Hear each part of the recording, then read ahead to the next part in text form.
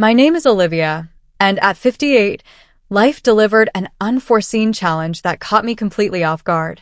My husband, Betrayal, who once illuminated every gathering with his vibrant spirit, had now faded into a mere echo of his past, ensnared by the grip of alcohol.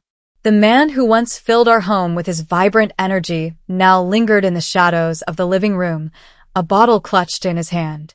His eyes, adrift in a sea of oblivion, rendered our once vibrant home a mere collection of faded memories, where each chamber resonated with the haunting stillness of abandonment.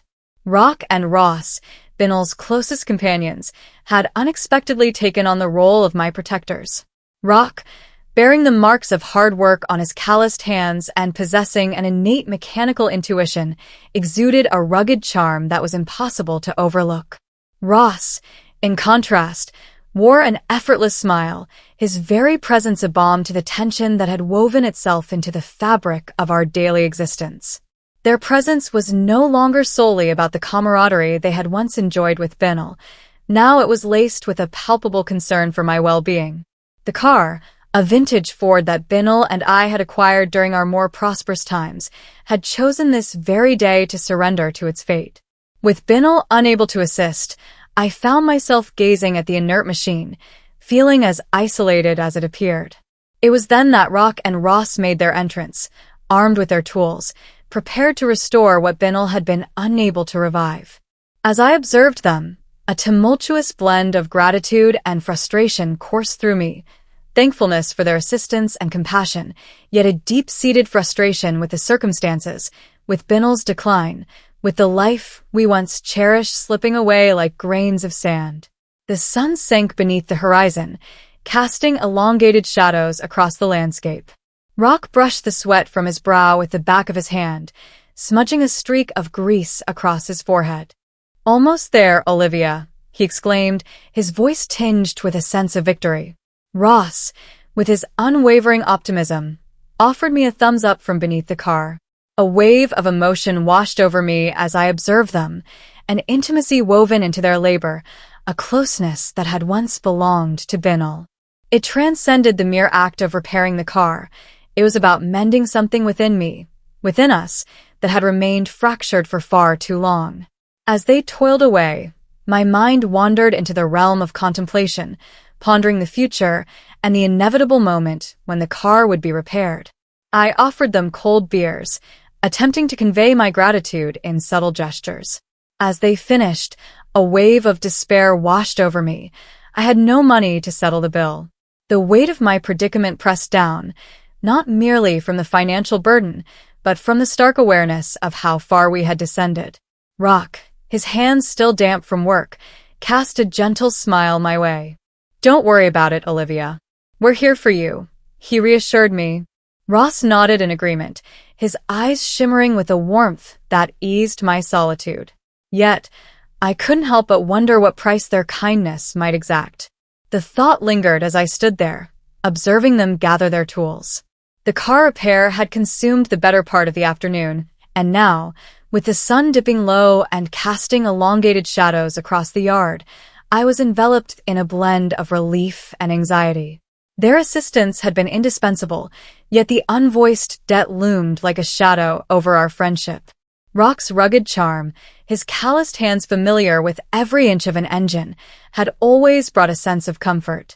Ross, with his easy smile, possessed a unique ability to lighten the mood, even in the darkest of times. They had transcended their roles as mere friends of Betrayal. They had become my lifeline in a sea of despair. As they prepared to leave, a lingering question occupied my mind about the future. The car was fixed, but what lay ahead for us? Betrayal was now a mere ghost of the man I married. His descent into the bottle had left me feeling stranded, much like the car had been before Rock and Ross's intervention. Their kindness today was a reminder of what we once had, a time when life was filled with laughter and shared moments. Now those memories seemed to echo through our home, a haunting reminder of better days. I thanked them again, my voice barely above a whisper, overwhelmed by their generosity. Rock gave me a reassuring pat on the shoulder, his touch lingering just a moment longer than necessary, sending an unexpected shiver down my spine. Ross's gaze held mine for a second too long, a silent promise of support. As they drove away, I stood in the doorway, watching the taillights disappear down the road. The air was still thick with the scent of oil and gasoline, a tangible reminder of their presence, the shared effort of their work, the closeness they embodied. It was a stark contrast to the isolation I felt with Benyl. The question remained hanging in the air like dust motes in the fading light. What would be the cost of their kindness? Would it be just the repair of a car or something more? Something that could potentially mend the broken pieces of our lives? Or would it be a debt I could never repay, a reminder of what we had lost? That evening, after Benyl had passed out from another bout of drinking, the house was eerily quiet except for the soft hum of the refrigerator. I invited Rock and Ross in for a drink, a gesture of hospitality, but also a silent plea for company. As we sat in the dimly lit living room, the conversation turned personal. They spoke of Benyl's decline, their frustration evident in their heavy sighs and the way their eyes avoided mine. I felt the weight of their words, the unspoken questions about what had become of us. Then, in a moment of vulnerability, I confessed my financial woes, the mounting bills, the dwindling savings. I expressed my gratitude for their help, not just with the car, but for being there when Benyl couldn't. Rock, ever the straightforward one, leaned forward, his voice low but firm. "Olivia, you know we're here for you. No questions asked. But there's something you could do to thank us. Something that could help all of us." His suggestion hung in the air, unspoken but palpable. It was a way out, a way to repay their kindness. But at what cost? The air was thick with tension, the kind that precedes a storm. The room seemed to close in around us, the dim light casting shadows that danced with our thoughts. I felt a mix of fear and excitement, the kind that comes from stepping into the unknown. Rock's hand found mine, his touch warm and reassuring, yet it sent a shiver of something else through me. Ross, perhaps sensing my hesitation, spoke up, his voice softer. "Olivia, we care about you. We want to help, but we also need something in return. It's not just about the car or the money. It's about us, about feeling needed, about connection." His words were like a balm, soothing yet stirring something deep within me. The silence that followed was heavy, filled with the unspoken agreement of what might happen next. I could feel the pull of their presence, the promise of an escape from the loneliness that had become my constant companion. As the night deepened, the decision loomed before me, stark and clear. Would I cross this line, step into this new territory with them, or would I retreat back into the solitude of my life with Benyl? The choice was mine, but the implications would echo through our lives, changing everything. In that moment, I realized the cost of their kindness wasn't just about fixing a car or settling a debt. It was about the bonds we forge in times of need, the sacrifices we make, and the paths we choose when the road ahead is uncertain. The night stretched on, and with each passing second, the decision grew more inevitable, like the slow descent into a dream from which there's no easy awakening. The room was thick with tension as I led Rock and Ross upstairs, past Benyl's snoring form. The house felt like a stage, each step echoing with the weight of what was about to unfold. In the bedroom, the air was heavy with anticipation. I felt a mix of guilt, excitement, and a strange sense of empowerment. As we crossed the threshold, I turned to them, my voice barely above a whisper. "This is just between us, right?" They nodded, their expressions a mix of desire and concern. The room seemed to shrink, the walls closing in as if to witness the secret we were about to share. I could hear my heart pounding in my ears, each beat a drumroll to the inevitable. Rock's eyes were intense, his gaze holding mine with a promise of something more, something forbidden yet irresistible. Ross's hand brushed against mine, a gentle, reassuring touch that sent a shiver through me, not of cold, but of anticipation. I took a deep breath. The scent of old wood and the faint musk of cologne filled my senses. "I need this," I whispered, more to myself than to them, but they heard, they understood. Rock stepped closer, his presence overwhelming. "We're here for you, Olivia," he said, his voice a low rumble that vibrated through the silence. His hand found my waist, pulling me gently towards him. The contact was electric, a spark that ignited something deep within me, a part one thought had long been extinguished by Binal's neglect. Ross watched, his eyes reflecting a storm of emotions. "We care about you," he added, his voice softer, almost lost in the thick air. His words were a balm, soothing yet stirring something deep within me. The decision was made not with words, but with the silent agreement of our bodies moving closer together. The room, once a place of solitude and sorrow, now pulsed with a different energy. The shadows danced with our movements, the dim light casting a veil over what was about to happen. I felt Rock's lips on mine, a kiss that was both a question and an answer. It was a kiss that spoke of years of suppressed desire, of the loneliness that had been my constant companion. His touch was firm yet tender, a contrast to the roughness of his hands that had fixed my car, hands that now sought to fix something in me. Ross's touch was different, his fingers tracing lines along my arms, sending waves of goosebumps across my skin. His kisses were gentle, exploring, as if he was trying to memorize every curve of my face. The room spun around us, the reality of our situation blurring into a haze of need and escape. The weight of Binal's snoring from downstairs was a distant echo, a reminder of the life I was momentarily stepping away from. As we moved together, the layers of our clothes began to fall away, each piece a symbol of the barriers we were breaking. The air was charged, every breath a shared secret, every touch a promise of something more than just physical release. I felt a surge of empowerment, a reclaiming of my own body, my own desires. After years of feeling invisible, here in this room with these men who had become my lifeline, I was not just Binal's wife, not just a caretaker of a man lost to his own demons. Here I was Olivia, alive, desired, and in control. The night stretched on, the decisions we made echoing through our actions, changing the fabric of our relationships. It was not just about the physicality. It was about connection, about feeling needed, about the bonds we forge in times of need. As we lay there, the aftermath of our choices settling around us, I realized the cost of their kindness was not just about fixing a car or settling a debt. It was about the sacrifices we make, the paths we choose when the road ahead is uncertain. The night had changed us, altered the course of our lives in ways we couldn't yet fully comprehend. But in that moment, with the warmth of their bodies next to mine, I felt a peace I hadn't known in years, a peace that came from stepping into the unknown, from choosing to live rather than merely exist.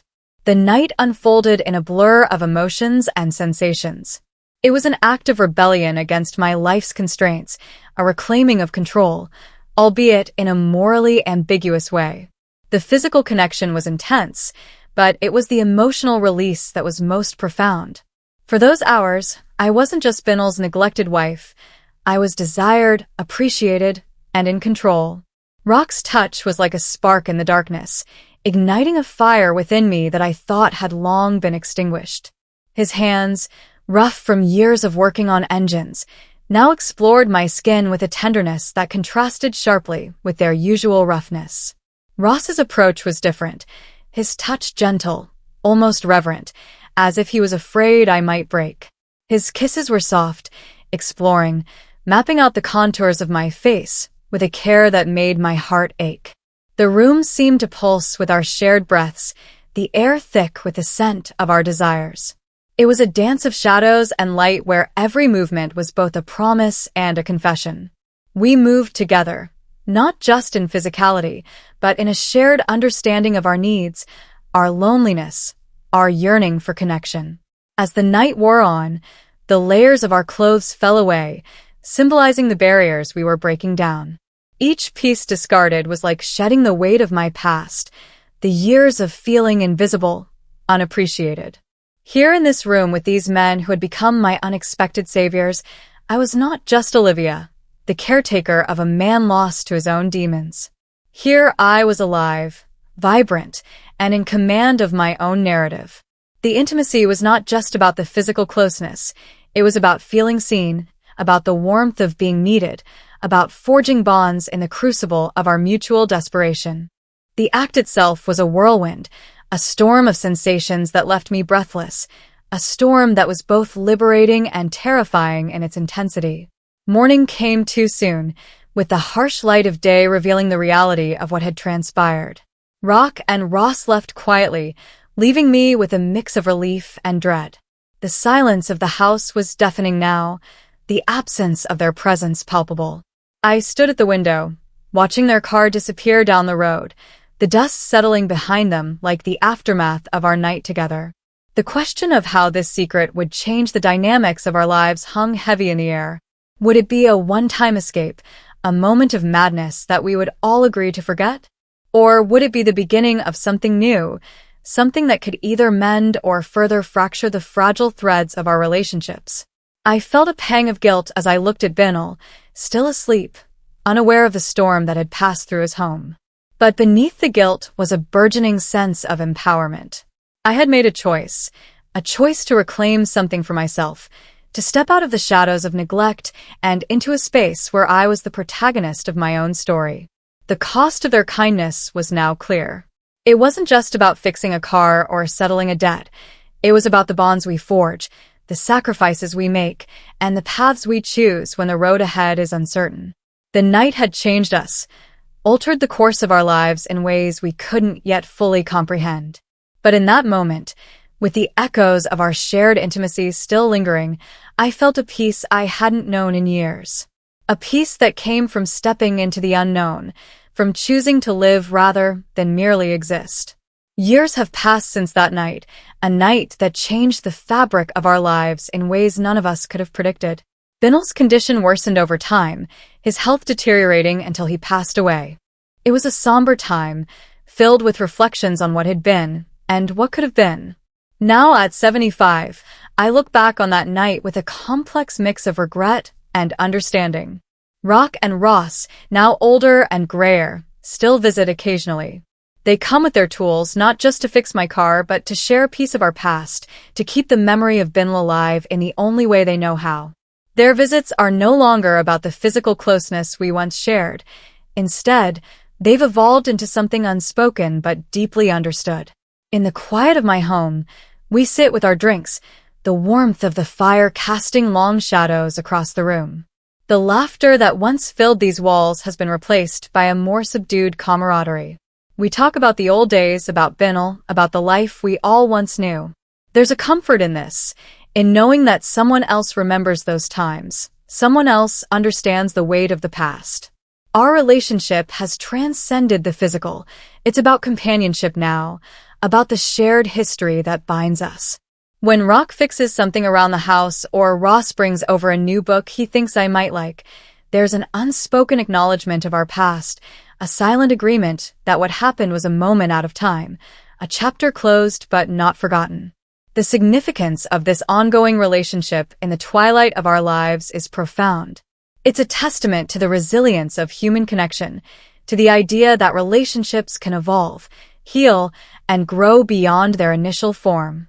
We've moved from a place of need and desperation to one of mutual respect and care. There's a lesson in this, I think, as I watch Rock's now weathered hands adjust the carburetor on my car or see Ross's eyes light up when he shares a story from his travels. It's about forgiveness, not just for each other, but for ourselves. We've all made choices, some we regret, others we cherish, but all have shaped us. In these moments, I realized the true cost of their kindness wasn't just about fixing a car or settling a debt. It was about understanding, about the bonds we forge in times of need and the paths we choose when the road ahead is uncertain. It's about the sacrifices we make, not just for ourselves, but for the people we care about, even if those sacrifices are born from complex, sometimes morally ambiguous places. As we sit in silence, the fire crackling, I feel a peace I hadn't known in years. It's not the peace of forgetting, but of acceptance, of living with the choices we've made. The night that changed everything now feels like a distant memory, yet its echoes are here in the quiet companionship, in the shared drink, in the knowing looks we exchange. This relationship signifies more than just the passage of time. It's a reminder of our shared humanity, of the capacity to love, to forgive, and to find solace in the company of those who have seen us at our most vulnerable. It's about the comfort of knowing someone else remembers, someone else cares. And in that, there's a profound sense of not being alone in the world, even as we age, even as we face the end.